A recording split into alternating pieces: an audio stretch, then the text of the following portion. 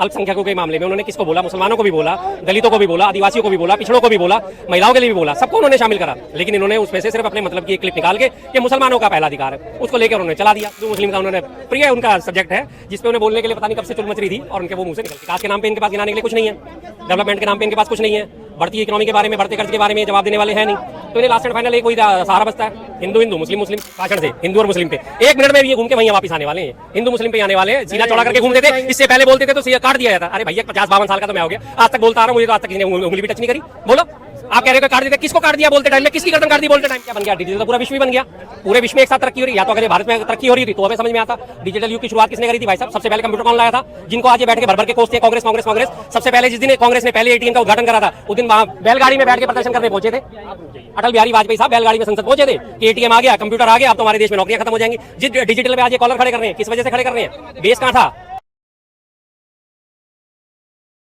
अभी कल बयान दिया है मोदी जी ने, आपने सुना होगा बयान। बिल्कुल जी बिल्कुल सुन लिया। हमें पूरी उम्मीद थी, मैं तो इंतजार कर रहा था आपके कहने से पहले, मैं तो इंतजार कर रहा था यार इतना लंबा चरण हो गया, पहला चरण भी निपट गया, मोदी जी के ऐसे बयान क्यों नहीं आए? लेकिन लास्ट एंड फाइनल वो चिराग जो है जिनमें से बाहर आ ही गया। हिंदू मुस्लिम का उन्होंने प्रिय उनका सब्जेक्ट है जिसपे उन्हें बोलने के लिए पता नहीं कब से चुल मच रही थी और उनके वो मुंह से निकल गया। तो वही मैं आपसे बात कह रहा हूँ ना कि तो इनका पुराना सिस्टम है जी, बहुत पुराना सिस्टम है। पहले तो क्या करते हैं, बयान जारी करते हैं बिना देखे बड़े सोच समझ के, बिना आधे अधूरे बयान को काट पीट के इनकी पेश करने की बहुत पुरानी आदत है। बीजेपी का IT सेल जो है इसमें माहिर है और उसके बाद वो काट पीट के अपना जो है वो आगे क्लिप चला देते हैं और उसके बाद सारा बीजेपी का समर्थक जो है वो भागा भागा उस क्लिप के पीछे चलना शुरू हो जाता है। बीजेपी वाले समर्थक और जिनके जो IT सेल है, मीडिया सेल है, उनकी हालत क्या है? कौवा तुम्हारा कान ले गया, भाग लेंगे कौवे के पीछे, कान कभी नहीं देखेंगे मेरे पास कान है या नहीं है, कि कौवा वास्तव में कान ले गया नहीं। वही हालत इनकी है। कितना पुराना बयान, कभी आज तक इन्होंने पढ़ा नहीं, और इन्हें पढ़ा है, ये जानते हैं कि वो चीज़ है कि उन्होंने कहा किस बारे में था और किस किस को उन्होंने टारगेट करा था। अल्पसंख्यकों के मामले में उन्होंने किसको बोला? मुसलमानों को भी बोला, दलितों को भी बोला, आदिवासियों को भी बोला, पिछड़ों को भी बोला, महिलाओं के लिए भी बोला, सबको उन्होंने शामिल करा। लेकिन इन्होंने उसमें से सिर्फ अपने मतलब की एक क्लिप निकाल के ये मुसलमानों का पहला अधिकार है उसको लेकर उन्होंने चला दिया, जो अल्टीमेटली इन्होंने चलाना ही था। मैं कह रहा हूँ ना, इंतजार ही कर रहा था कि कभी हिंदू मुस्लिम में घूम के वापस आएंगे। विकास के नाम पे इनके पास गिनाने के लिए कुछ नहीं है, डेवलपमेंट के नाम पे इनके पास कुछ नहीं है, बढ़ती इकोनॉमी के बारे में, बढ़ते कर्ज के बारे में जवाब देने वाले हैं नहीं। तो इन्हें लास्ट एंड फाइनल एक वही सहारा बचता है, हिंदू हिंदू मुस्लिम मुस्लिम, आगे उस पर अपनी। एक और बात उन्होंने बोला कांग्रेस के बारे में कि घोषणा पत्र विचारजनक है, सोचने लायक है। अगर इनकी सरकार आ गई तो जितने भी सोने हैं आपके घर में, जितने भी जमीन है, वो आपसे लेकर किसी और को दे दिया जाए, किसी और समूह को दे दिया जाए। यही सबसे बड़ी समस्या है। अनपढ़ों की सबसे बड़ी समस्या क्या होती है? पढ़ा लिखा कुछ नहीं, बिना पढ़े बोलना। कहाँ है पूरे घोषणा पत्र में इस तरह से कि मैं तुम्हारी संपत्ति लेकर अल्पसंख्यकों में बांट दूंगा? अगर ये दिखा दें तो मैं मानता हूँ जी। पूरे कांग्रेस के घोषणा पत्र में 35-40 पेज का घोषणा पत्र है, उसमें क्या है कहीं भी लिखा हुआ है? उन्होंने ये लिखा है संपत्ति का विकेंद्रीयकरण करा जाएगा। संपत्ति के विकेंद्रीयकरण का मतलब क्या होता है कि जैसे आज अडानी है, अंबानी है, लाखों करोड़ों की संपत्ति लेके अकेले ही बैठे हैं। अभी पीछे मैं ऐड देख रहा था, आज मुझे नहीं पता था ये सवाल भी उठ के आ जाएगा। भारत के जो पोर्ट है, जो बंदरगाह है, उसका सारा के सारे व्यापार में से अकेला 40% जो है आज अडानी डील कर रहा है।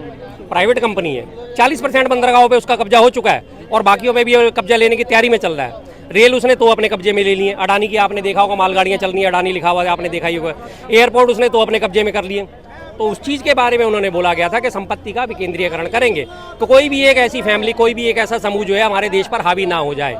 इसलिए जो हमारी समाजवाद की अवधारणा थी उसको उन्होंने बोला है। लेकिन प्रॉब्लम क्या है? प्रॉब्लम, हाँ बिल्कुल बोलना सर, बोलिए। चलिए आप बोलिए। भैया जी आपने ये बोला, अडानी का बोला, आडवाणी, सुनो आडवाणी नहीं, सुनो, अडानी का बोला, किसानों की संपत्ति की ये कहा गया था कि 40 एकड़ से ज्यादा किसी के पास जमीन नहीं होगी, और ये इंदिरा गांधी ने किया था। कब की बात है ये? सन 76, सन 76, 1976। अच्छा, उसके बाद क्या वो उन्हीं ने ये वो करवाई थी उसको इमरजेंसी तो 77 में, उसके बाद 75 में लगी, उसके बाद वो उनने वो करवाई थी जी, इमरजेंसी 75 में लगी थी, 75 से 2 साल तो जमीन नब्बाई थी और किसी भी किसान के पास 40 एकड़ से जमीन ज्यादा नहीं हो। अच्छा, और उसके बाद आज जो 100 एकड़ 200 एकड़ जमीन लेके लोग किसान जो बैठे हैं, क्या उनके पास जमीन कहाँ से आई फिर? प्लीज दूसरी बात, अब इनकी जो मैं बात पूरी कर देता हूँ, ये इसको इंदिरा गांधी से जोड़ रहे हैं। 1970-74 के आसपास जो है ना, विनोबा भावे थे, संत विनोबा भावे, उन्होंने चलाया था भूदान आंदोलन। उन्होंने ये अपील करी थी कि भाई अगर आपके पास ज़मीन ज़्यादा है तो उनकी अपनी ज़मीन जो है दान कर दो, जिन लोगों के पास ज़मीन नहीं है।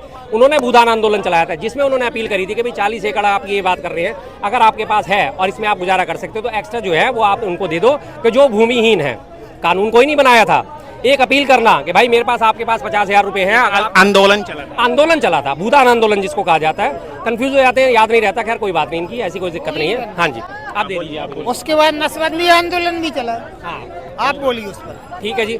नसबंदी आंदोलन नहीं था, नसबंदी लोगों के लिए बोला गया था। परिवार नियोजन का एक नारा दिया गया था, हम दो हमारे दो। ठीक है जी। क्यों दिया गया था? जनसंख्या विस्फोट कितनी तेजी से हो रहा था, जनसंख्या विस्फोट कितनी तेजी से हो रहा था। लोगों को कहा गया भाई जनसंख्या कम करो, अभी हमारे पास आर्थिक संसाधन है, जिसका आज ये रोना रोते हैं। ये तो उन्होंने आज से 20 साल पहले इस बात को 30 साल पहले ही पकड़ लिया था कि जनसंख्या विस्फोट कितना भयानक सिद्ध होगा हमारे लिए।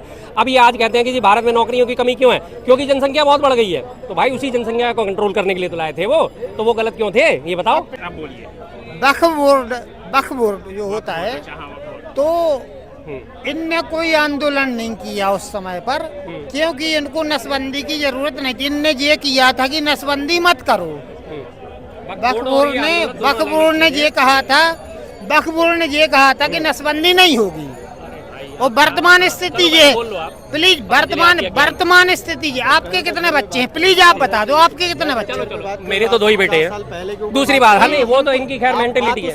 अब ये बात कर रहे हैं वक्फ बोर्ड की, इनको यही नहीं करो जो अभी जायज होना चाहिए। भाई साहब हम जायज बात यही लेके आए ना नसबंदी। नहीं, आप 50 साल पहले की बात कर रहे हो। आप मैंने 50 तो साल शुरुआत ही पहले नहीं करी, आपके 50 पास साल कितने हजार की मोबाइल है? अरे मेरे आपके छोड़ो पिताजी ने यार। चलाया वैसा मोबाइल नहीं चलाया ना, तो आप उस तर्क पे बात करो जो अभी करंट अफेयर में है, जो हमारे जनरेशन के ऊपर बात हो।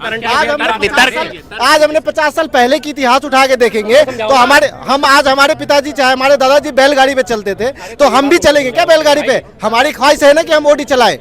हाँ, तो उस ओडी के लिए हमें ओडी पैक करना पड़ेगा ना।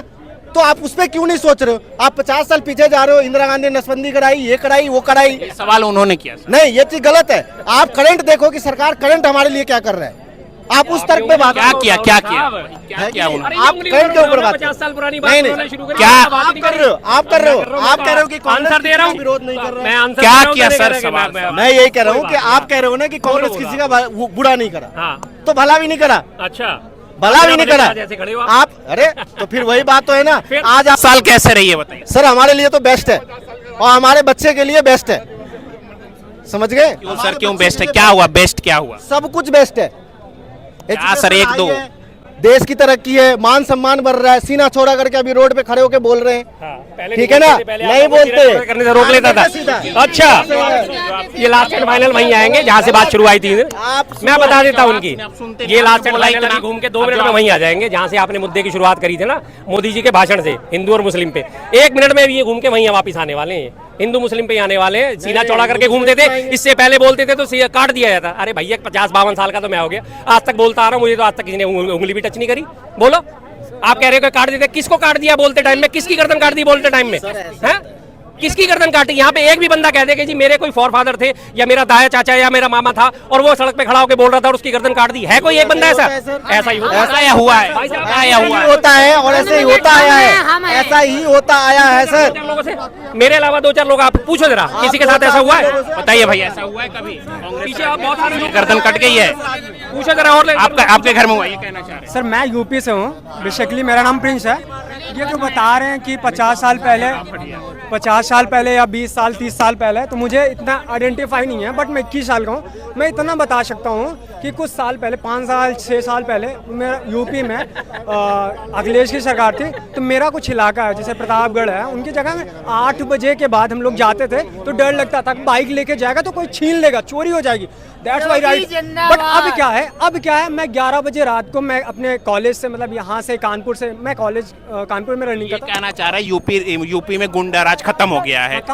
बट आप लोग जो कह रहे हैं कि शिक्षा की बात है, आप कह रहे हैं शिक्षा नहीं है, कैसे नहीं शिक्षा है? हम पहले क्या होता था, कोई लड़का मिडिल क्लास का फैमिली का कोई भी अब्रॉड पढ़ने के लिए बहुत ही ज़्यादा पापड़ बेलना पड़ता था, ये इनसे सोर्स लगाओ उनसे सोर्स लगाओ फलाना डिमाका, ये सब होता था। बट अभी क्या है, उन्होंने ऑनलाइन किया, जीमैट दिया, कुछ भी दिया, लेकिन इसके पहले था क्या, आपके डिजिटलाइजेशन में है, आपके हर चीज़ों में डिजिटलाइजेशन किया उन्होंने। उससे पहले विदेश में जाते नहीं थे, लेकिन अब जा रहे हैं लोग। यूपी में गुंडा राज खत्म हो गया है। यूपी में गुंडा राज खत्म हो गया है। एक इनको बड़े वो डिजिटल परफॉर्मर हैं ये बंदे, इनको पता होना चाहिए। एनसीआरबी हमारी एक संस्था है, national crime record bureau of India, उसका डाटा उठा के देखना। अभी 22-23 का डाटा उसका रिलीज हुआ है। सबसे ज्यादा अपराधों में यूपी नंबर 1 है, मालूम है। और महिलाओं के खिलाफ अपराधों में भी यूपी नंबर 1 है। बाकी हत्या, अपहरण, डकैती, बलात्कार के सब अपराधों में यूपी नंबर 1 पहुंचा हुआ है। एनसीआरबी कहता है, मैं नहीं कहता, NCRB national crime record bureau of India, check कर लेना, डाटा में टॉप पे गया है यूपी। जिसको तुम कहते हो कानून व्यवस्था सुधर गई है, ऐसी कानून व्यवस्था सुधर गई है, कोर्ट चल रही है, जज बैठा हुआ है, सुनवाई चल रही है, और कोर्ट में घुस के बंदे उसे गोली मार के चले जाते हैं। पुलिस अभिरक्षा में अभियुक्त को लेके जा रहे हैं, 3 बंदे आते हैं, गोली मार के उसे पुलिस अभिरक्षा में, पुलिस कस्टडी में, और मार के चले जाते हैं। ये इतनी बढ़िया कानून व्यवस्था है, ऐसी शानदार कानून व्यवस्था कि उन्नाव में, हाथरस में, और ये अंकिता बेटियों को जला दिया जाता है सरेआम, पेट्रोल डाल के, डीजल डाल के, उन्हें ढंग से नसीब तक नहीं करा जाता। ये कानून व्यवस्था है।